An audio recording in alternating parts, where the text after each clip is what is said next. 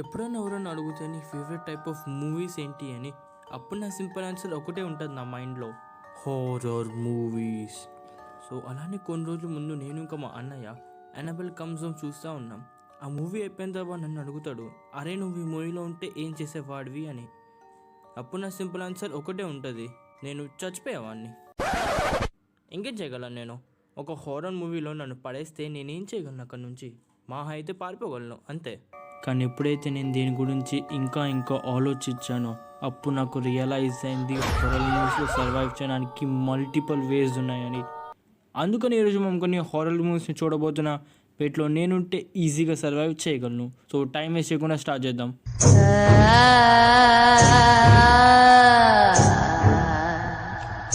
So ఈ మూవీలో దెయ్యం ఎవరు అందరికీ తెలిసిందే, కాంచనా. సో కాంచనాని సర్వైవ్ చేయడం ఎలా? సో నేను కాంచనాని ఆల్మోస్ట్ నా లిస్ట్లో ఇంక్లూడ్ చేయలేదు, ఎందుకంటే నాకు అనిపించింది నేను సర్వైవ్ చేయలేనని. ఎస్పెషలీ తన పవర్స్ గురించి తెలిసిన తర్వాత అయితే నాకు అస్సలు అనిపించలేదు నేను తను సర్వైవ్ చేయగలనని. ఇంకా తన దగ్గర ఉన్న పవర్స్ ఏంటి అని మీరు అనుకుంటున్నారా?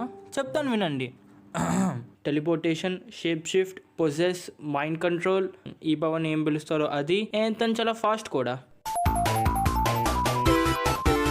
సో మీకు ఇంకా అర్థం కాకపోతే తను basically the Indian version of Ultron.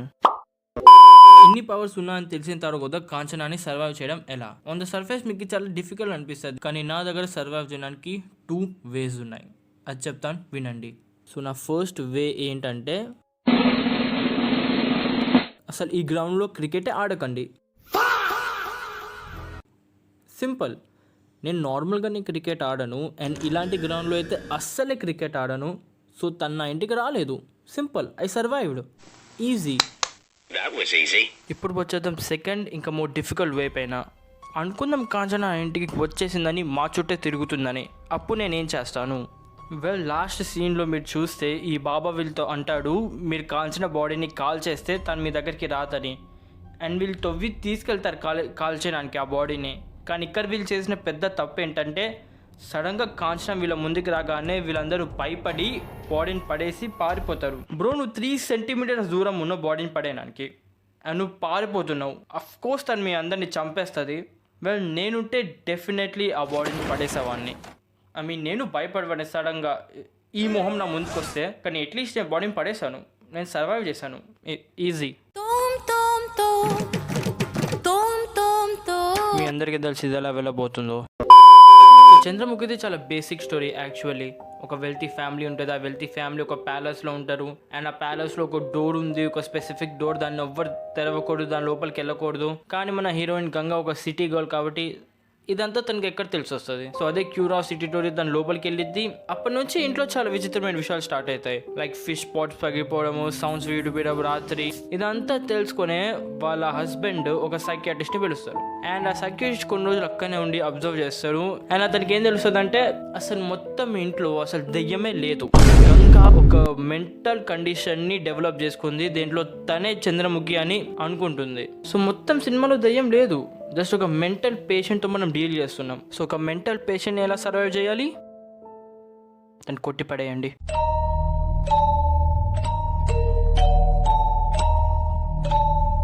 Already ఇక్కడ నేను అన్ని జోకులు ఆపేసి కొంచెం సీరియస్ అవ్వాలి, ఎందుకంటే మనం ఇక్కడ డీల్ చేసేది ఒక సైకో, ఒక యాక్చువల్ సైకో తోటి. అండ్ వీడేం మీ నార్మల్ సైకో కాదు. వీడు ఒక మెజిషియన్, ఒక smart person. And art the clown తర్వాత ఎవరైతే చాలా బ్రూటల్ కిల్స్ చేస్తారో నాకు తెలుసు అంటే అది వీడే. ఆల్రైట్, ఫర్ స్టార్టర్స్ ఫస్ట్ నాకు అనిపించలేదు వాడు వెనకాల వస్తాడని. ఎందుకంటే మూవీలో చూస్తే వాడు జస్ట్ యంగ్ టీనేజ్ గర్ల్స్ వెనకాల వెళ్తాడు, బాయ్స్ వెనకాల కాదు. సో నేను ఆటోమేటిక్లీ దీన్ని సర్వైవ్ అయిపోయాను. కానీ ఒకవేళ అనుకుందాం వాడు నెక్స్ట్ టార్గెట్ నేనే అని, వాడు నా వెనకాలే వస్తున్నాడని, అప్పుడు నేను ఏం చేస్తాను? మీతో ఆనెస్ట్గా మాట్లాడితే నేను చేయలేను, నేనేం చేయలేను, నేను చచ్చిపోతాను. I'm sorry. మీరే ఆలోచించండి. ఒక ఫుల్ పోలీస్ డిపార్ట్మెంట్ స్ట్రగుల్ అయింది జస్ట్ కనుక్కోడానికి వీడు ఎవడు, ఎక్కడి నుంచి వచ్చాడు, వీడికి ఏం కావాలి అని. సో అఫ్ కోర్స్ నాలాంటి ఒక డమాసిన్లోకి పోతే వాడు డెఫినెట్లీ చచ్చిపోతాడు. అన్లెస్ ఇది ఆ సైకో ఎవరైతే గర్ల్స్ వెనకాల వెళ్తాడు, బాయ్స్ వెనకాల కాదు.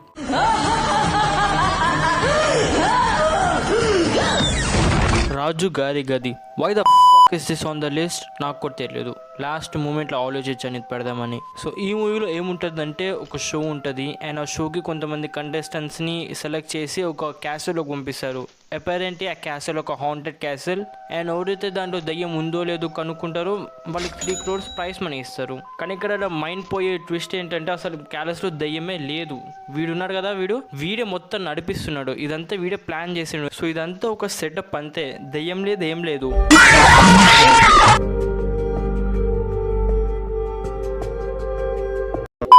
ఎవరైతే ఈ మూవీలో చనిపోయినామని మనం అనుకుంటామో చివరిలో కనిపిస్తారు వాళ్ళందరూ బతికే ఉన్నారని. సో నేను దీన్ని ఎలా సర్వైవ్ చేస్తానని మీరు అందరూ ఆలోచిస్తూ ఉంటే ఇది చాలా సింపుల్. నేను ఈ మూవీలో ఉంటే నేను కూడా అసలు కంటెస్టెంట్ ఉంటాను అండ్ మొత్తం క్యాసిల్లో దయ్యం లేదు, ఇది ఒక సెటప్ కాబట్టి నాకు అనిపించడం లేదు నేను ఏమన్నా చెయ్యాలి సర్వైవ్ చేయడానికని. ఎందుకంటే ఎవరైతే డేంజర్లో ఉన్నారో, ఎవరైతే మనం చచ్చిపోయారో మనం అనుకుంటామో లాస్ట్లో కనిపిస్తారు వాళ్ళందరూ బతికే ఉన్నారని. సో నేను కూడా అలానే బతికిపోతాను. నేను ఆటోమేటిక్లీ దీన్ని సర్వైవ్ అయిపోయాను, ఏం చేయకుండా, ఏం ఎఫెక్ట్ చేయకుండా. Alright, that is it for today's video. I hope you guys enjoyed it. And ఆనెస్ట్గా చెప్పాలంటే ఇన్ ద ఫస్ట్ వీడియో దీంట్లో నేను యాక్చువల్లీ కష్టపడ్డాను, యాక్చువల్లీ ఒక స్క్రిప్ట్ రాశాను, యాక్చువల్లీ ఎడిటింగ్ చేశాను. So I hope you guys enjoyed it and మీకు నచ్చితే లైక్ అండ్ సబ్స్క్రైబ్ అండ్ మీ అందరిని నేను వేరే వీడియో కలుసుకుంటాను. So bye bye.